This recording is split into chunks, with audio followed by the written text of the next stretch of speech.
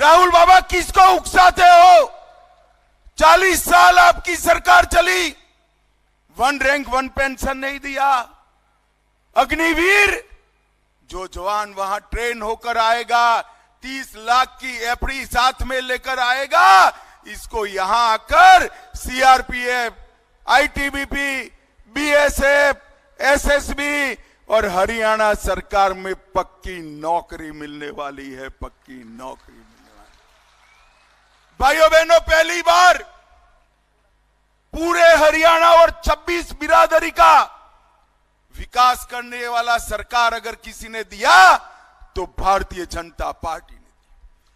पहले एक मुख्यमंत्री आता था तो एक जिले का विकास होता था, एक जाति का विकास होता था और भ्रष्टाचार बढ़ जाता था। दूसरा मुख्यमंत्री आता था, दूसरे जिले का विकास होता था, वही जाति का विकास होता था और गुंडागर्दी बढ़ जाती थी।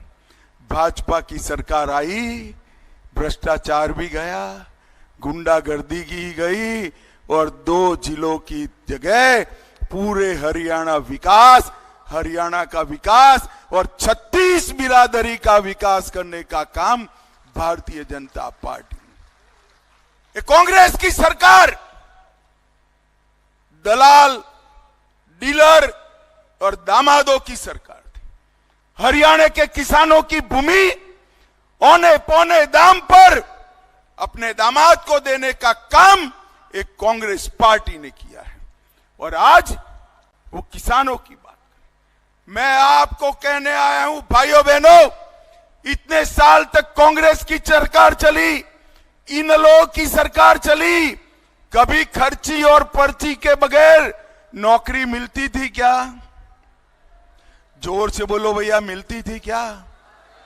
नौकरी चाहिए तो सबसे पहले सिफारिश चाहती थी और साथ में खर्ची भी दलाल ले जाते थे।